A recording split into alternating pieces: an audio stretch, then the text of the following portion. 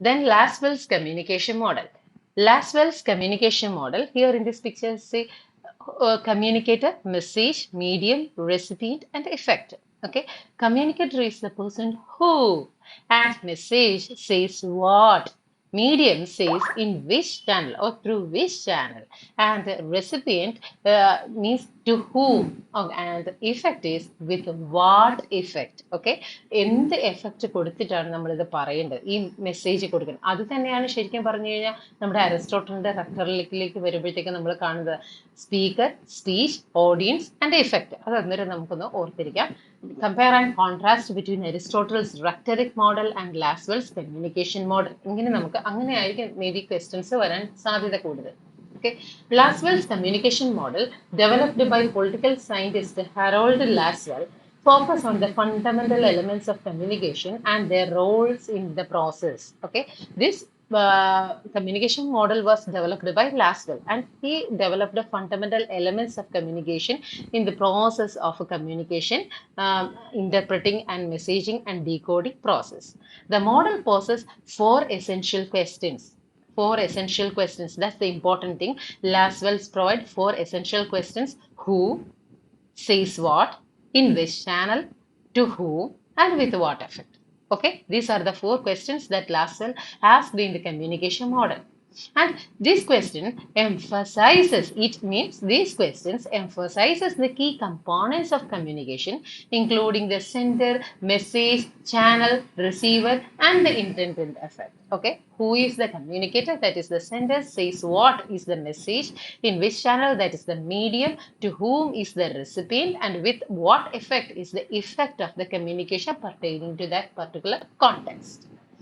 The model highlights the importance of understanding the role of each element in shaping communication outcomes. Here, this model, Laswell's model of communication, highlights the importance of understanding the role of each element, means the role of communicator, role of message, role of medium, role of recipient, and a role of the effect. So he emphasizes the each and every elements such as the communicator, message, medium, recipient, effect, each and every elements effective role in the communication and its outcomes. It provides a concise framework for analyzing and studying communication process, particularly in the context of mass communication and political communication. So it is effective in particularly in mass and effective communication, especially in the നമ്മൾ കണ്ടിട്ടില്ലേ വാർത്തയിൽ അവതാരകർ വന്നിട്ട് ഓരോ കാര്യങ്ങൾ പറയുന്നത് കേട്ടിട്ടില്ലേ? നമ്മുടെ Asianet news ചാനലിൽ അവർ വാർത്താ അവതാരകരും പൊളിറ്റീഷ്യൻസും ക്രിട്ടിക്കൽ റൈറ്റേഴ്സും അതുപോലെ തന്നെ അഡ്വക്കേറ്റ്സും അവരെല്ലാം കൂടെ ഒരു ഗ്രൂപ്പായിട്ട് വന്നിരുന്നിട്ട് അവർ ചർച്ച ചെയ്യും. സോ അത് ആ ഒരു സിറ്റുവേഷൻ നിങ്ങളൊന്ന് മനസ്സിൽ കണ്ടു നോക്കുക. അവിടേക്ക് വരുമ്പോൾ ഹു, ആര്, ആരോട്, എന്തിനെ പറ്റി പറഞ്ഞു, എന്താണ് കോണ്ടെക്സ്റ്റ്, ഇതിനെ വെച്ചിട്ടാണ് അവർ അവിടെ ക്വസ്റ്റ്യൻസ് കൂടുതൽ മെറൈസ് ചെയ്യുന്നതും അവർ കൂടുതൽ ഡിസ്കസ് ചെയ്യുകയും ചെയ്യുന്നത്. ഓക്കെ, ഇപ്പൊ നമ്മൾ കോണ്ടെക്സ്റ്റിൽ പറഞ്ഞുകൊണ്ടിരിക്കുന്നതിൻ്റെ അടുത്ത് ഇപ്പൊ ജയശങ്കർ പറഞ്ഞത് ശരിയായില്ല, നിങ്ങൾ അത് പറഞ്ഞത് ശരിയായില്ല, നിങ്ങൾ ഇപ്പോഴല്ല അത് പറയേണ്ടത്, കോണ്ടെക്സ്റ്റ് വരുന്നു, ഇഫക്റ്റീവ്നെസ് വരുന്നു, അങ്ങനെ ഓരോ കാര്യങ്ങളും വരുമ്പോഴത്തേക്ക് ഈ പറയുന്നുള്ള പൊളിറ്റിക്കൽ കോണ്ടെക്സ്റ്റിലും അതുപോലെ തന്നെ മാസ് കമ്മ്യൂണിക്കേഷൻ സിസ്റ്റത്തിലുമാണ് ലാസ്വെൽ കമ്മ്യൂണിക്കേഷൻ മോഡൽ കൂടുതൽ ഇഫക്റ്റീവ് ആകുന്നത്. And particularly in the context of mass communication and political communication. Laswell's model helps researchers and practitioners examine and functions the impact of communication in society and understand the power dynamics inherent in the process. So there is a power dynamics that is inherently worked out in the communication process. So in order to understand the power dynamics in the communication process, Laswell's model helped the researchers and practitioners, or the researchers and other effective communication practitioners in this field. Then Shannon-Weaver model. Shannon-Weaver model, here in this Shannon-Weaver model, there is a sender, encoder, channel, decoder, and receiver, and the noise interfere. And it also includes the feedback procedures. Shannon and Weaver model, developed by mathematician Claude Shannon and engineer Warren Weaver, is a fundamental communication model widely used in the field of information theory.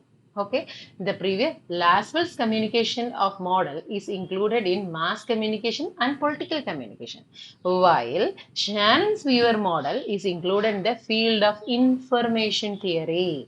Okay, that's quite important. And it focuses on process of transmitting information from sender to receiver. Any model that happened between the process is a process of transmission of messages from the sender to receiver. That is the thing that really happened in information process. The model consists of 6 components: the information source which produces the message, the transmitter which encodes the message, the information source that produces the message, the transmitter that encodes the message, then the channel, the receiver which decodes the message, the destination where the message is intended to reach, and finally the noise, the receiver, then the destination that is intended to reach the receiver, finally the noise and the feedback. Okay, noise which refers to any interference or disruption that can affect the transmission.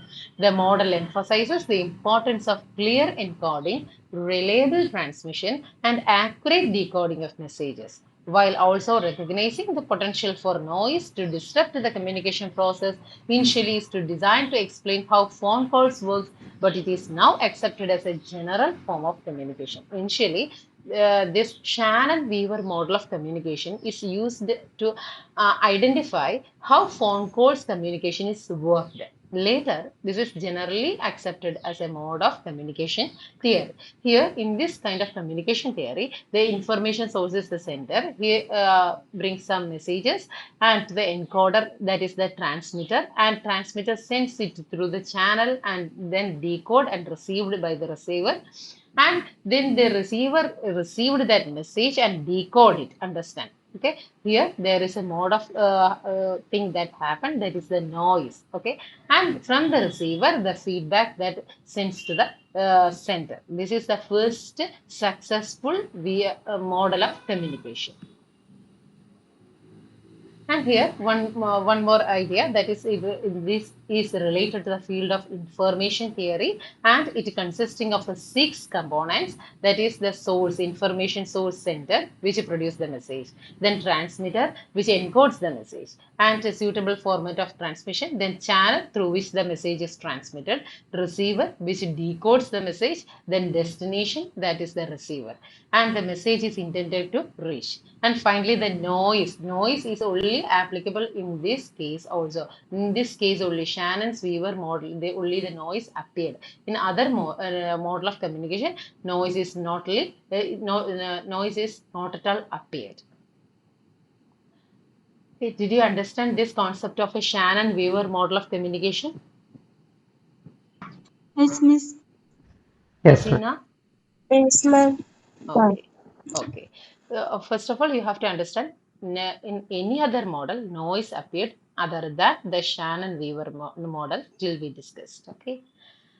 And it is the first successful model, and it is related to the field of information theory, and it consists of 6 components. And here only the noise appeared, and it was introduced by the mathematician Claude Shannon and engineer Warren Weaver. First, initially they put forward this theory to analyze the telephone conversation, but later it was accepted as a general form of communication. These are the points related to this. And this is the Berlow's model of communication. Berlow's model of communication. Berlow's model, first we have to go through this picture. Berlow's model of communication, it includes 4 major components, that is source, message, channel, receiver. Okay, source, it includes a communication skill, attitude, knowledge, social system, culture.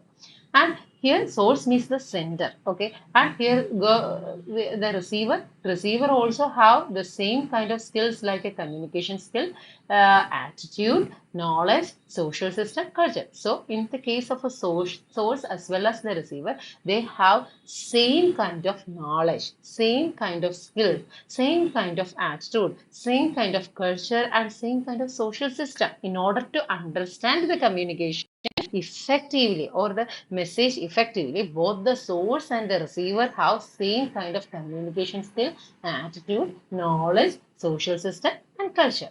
Okay, or if you think that if one person is from China and the other person is from Kerala, and if we communicate about our Kerala culture, the Chinese person can't understand because of the cultural difference and as well as the social system. So in order to understand effectively, both the source and the sender have some common factors like a communication skill, attitude, knowledge, social system, and a culture. Okay, the other things like a message. Message includes content, element, treatment, structure, and code.